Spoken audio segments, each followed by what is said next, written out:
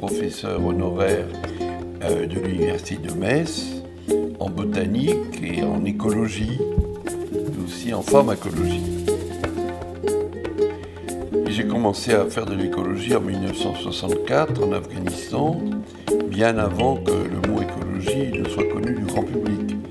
C'était à l'époque uniquement une sous-discipline de la biologie.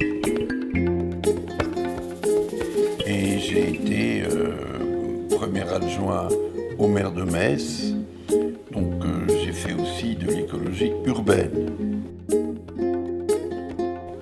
Bon, ceci dit, je fais pas mal de conférences, je fais des films de temps en temps, pas mal de radio.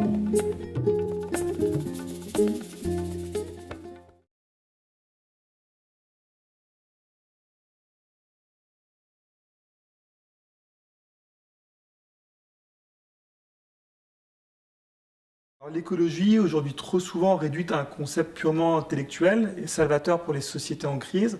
Comment vous redéfiniriez l'écologie ? Je dirais que c'est par excellence la science des interrelations. C'est que tout se tient, c'est qu'il y a une cohérence, qu'on perçoit de moins en moins dans le monde dans lequel on vit, parce qu'on se spécialise de plus en plus sur des domaines de plus en plus pointus. Alors, on a dit que le spécialiste était celui qui savait tout sur à peu près rien. Mieux vaut savoir un peu quelque chose sur tout.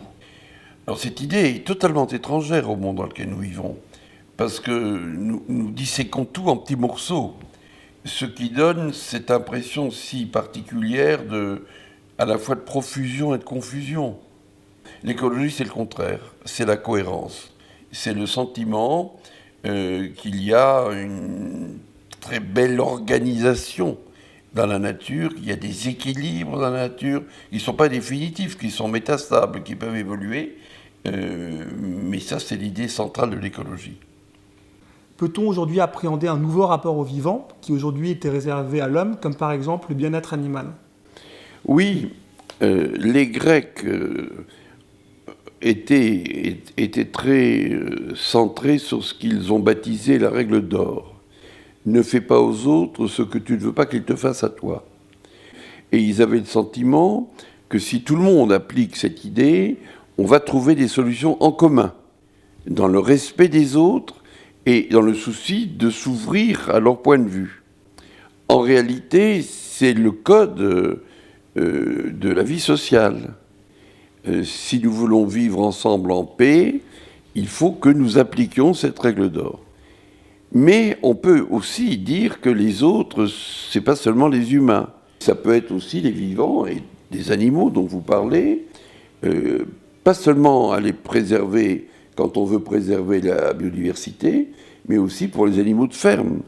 Dans l'écologie, il y a beaucoup de valeurs et il y a en particulier cette valeur de réussir une convivialité, non seulement entre tous les humains, entre eux, ceux qui seraient porteurs de paix, mais aussi entre tous les vivants. De quelle manière peut-on s'inspirer de la nature et de certains de ses modes de fonctionnement trop souvent méconnus, comme par exemple la collaboration ?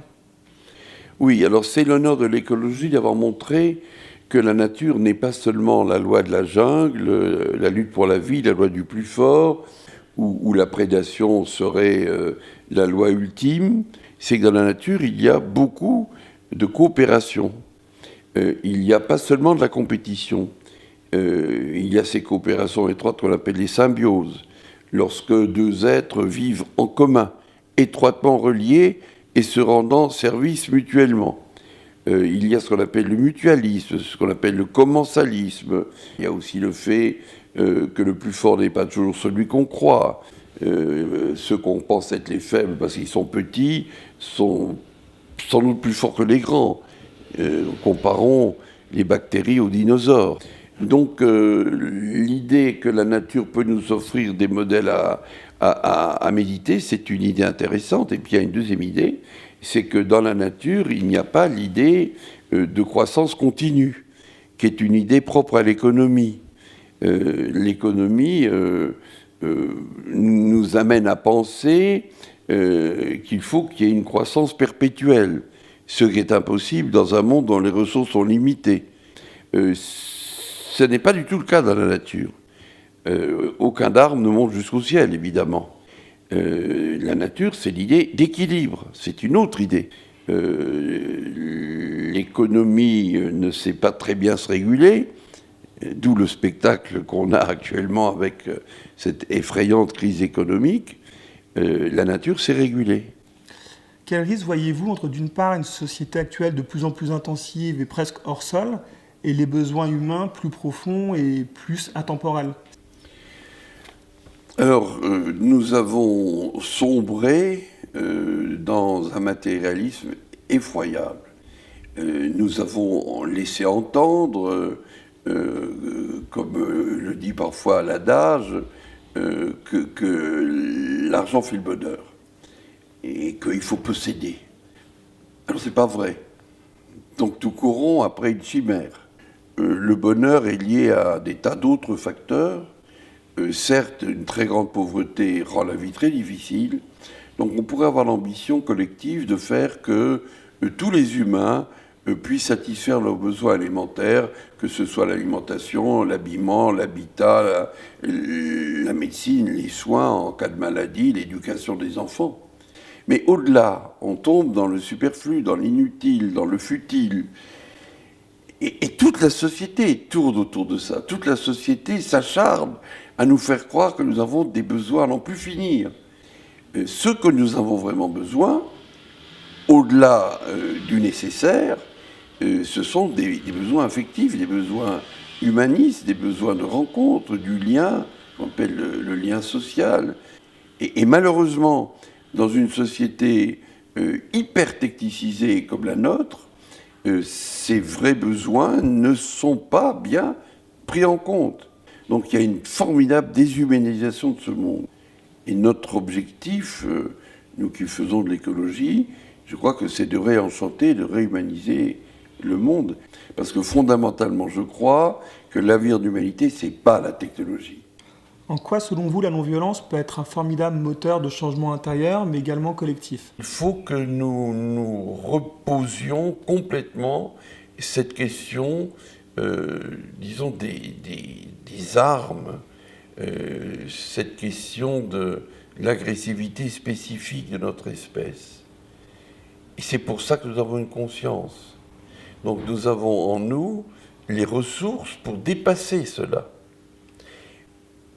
Bien sûr, il y a des pulsions qui sont des pulsions d'agressivité, tout le monde. Ce qu'il faut, c'est les dépasser ces pulsions. Alors, à partir du moment où on devient maître de son dedans, de son intériorité, mais ça demande un travail d'intériorisation, un travail sur soi-même, que la société ne nous pousse guère à faire. Mais si on fait tout ce travail d'intériorisation, on arrive petit à petit à se modifier. Gandhi disait « Sois en toi-même le changement que tu souhaites pour la société ». Et je pense que nous pouvons déboucher alors sur un avenir de paix. Et c'est un peu à ça que nous travaillons, je dois dire, dans cette maison en particulier. Merci.